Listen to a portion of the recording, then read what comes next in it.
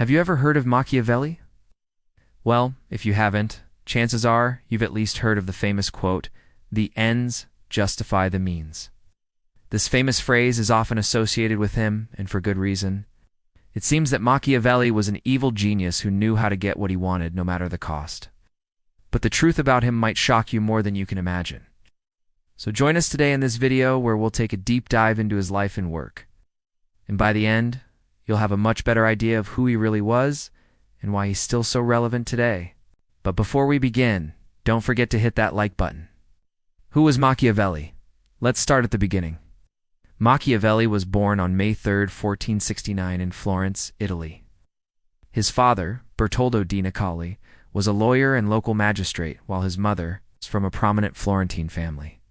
From an early age, it was clear that Niccolò was an intelligent young man, and his father sent him to study at the prestigious Florentine Academy. However, despite receiving an excellent education, Niccolò would not follow in his father's footsteps and become a lawyer. Instead, he was drawn to politics and eventually became the secretary of the Florentine Republic's second chancellery, a position that gave him access to important political documents and allowed him to observe the inner workings of the government. In addition to his official duties, Machiavelli was also a member of the Florentine militia, which gave him practical experience in military affairs. He was particularly interested in military strategy and tactics, and he studied the works of ancient Roman generals such as Julius Caesar and Marcus Aurelius. When the Medici family returned to power in Florence in 1494, Machiavelli was appointed to the important position of Gonfaloniere di Giustizia, a kind of military police chief. In this role, he was responsible for maintaining order and security in the city, and he quickly gained a reputation for his efficiency and effectiveness. However, Machiavelli's career in public office was not without its challenges. In 1512, he was accused of embezzlement and forced to resign, though the charges against him were later dropped. His reputation was tarnished, and he was unable to hold public office again.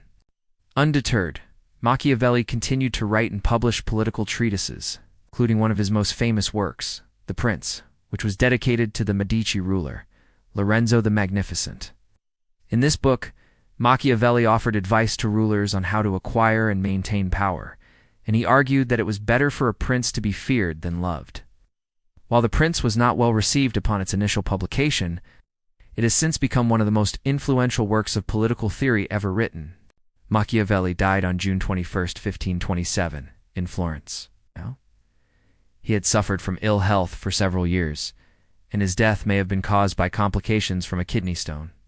He was buried in an unmarked grave in the Church of Santa Croce, and his legacy lived on through his writings. The Art of Deception. Now let's explore some of the key reasons why Machiavelli is remembered as an evil genius. First, his willingness to use any means necessary to achieve his goals. This is perhaps most evident in his famous quote, "The ends justify the means," which encapsulates his belief that any action taken by a leader must be judged solely by its results. In other words, if a certain action helps to achieve the desired outcome, then it is justified regardless of the methods used to carry it out. This mindset allowed Machiavelli to pursue policies that were often seen as ruthless and immoral by his contemporaries, such as the execution of political opponents or the abandonment of traditional ethical norms. However, it also enabled him to make decisions quickly and decisively, which was essential in a rapidly changing political landscape. Next, his ability to manipulate and deceive others to get what he wanted. Machiavelli understood the importance of perception and how it shaped people's actions. He believed that it was often more important to appear virtuous than to actually be virtuous, and that a leader should be willing to deceive others if it served their interests. For example, he advised rulers to cultivate an image of piety in religion, even if they were atheists, because people were more likely to trust and follow someone who appeared religious.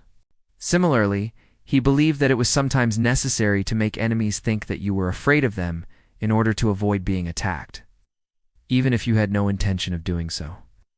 By appearing weak, you could lull your opponents into a false sense of security and make them more vulnerable to your attacks. Overall, Machiavelli's views on deception and manipulation were seen as cynical and Machiavellian by his contemporaries. But they also proved to be remarkably effective in achieving his goals. Machiavelli unmasked. Now that we've examined some of the key aspects of Machiavelli's personality and beliefs, let's take a closer look at what made him an evil genius. First, his intelligence and ability to analyze complex situations and develop innovative solutions. Machiavelli was a brilliant strategist and tactician, and he was able to see the bigger picture, while also paying attention to small details. He was also a gifted writer and communicator, and he was able to explain his ideas in a clear and concise way that was easy to understand. These intellectual abilities allowed Machiavelli to outmaneuver his opponents and achieve his goals, even when the odds were stacked against him. Next, his ambition and determination to succeed. Machiavelli was a driven individual who was not afraid to take risks or make bold moves. He was willing to do whatever it took to achieve his goals, and he never gave up even when faced with obstacles. This ambition and determination were evident in everything he did. From his military campaigns to his political dealings to his literary works. For example, his book, The Prince, was written during a time when he was facing professional and personal challenges. Yet he was able to use his experiences to craft a treatise that would become one of the most influential works of political theory ever written. Finally, his ruthlessness and willingness to do whatever it took to achieve his goals. Machiavelli was not afraid to make tough decisions and take drastic measures when necessary. He believed that a ruler had to be willing to do whatever it took to protect their power and the interests of their state. This ruthlessness was evident in his writings, where he advocated for the execution of political opponents and the abandonment of traditional ethical norms when necessary. For example, in The Prince, he famously wrote, "It is better to be feared than loved, if you cannot be both." This statement encapsulates Machiavelli's belief that a ruler's primary goal should be to maintain power and control, even if it meant sacrificing morality or popularity.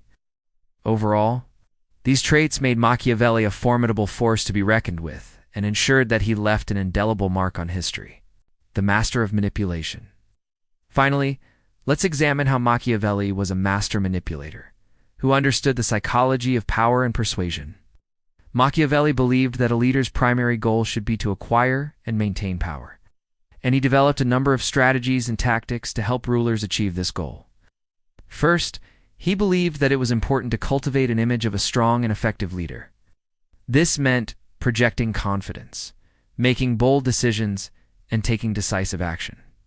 By appearing strong and resolute, a leader could command the respect and obedience of their subjects and prevent potential rivals from challenging their authority.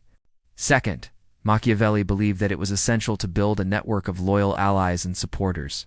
This meant forming alliances with influential families and individuals, rewarding those who supported the ruler and punishing those who opposed them.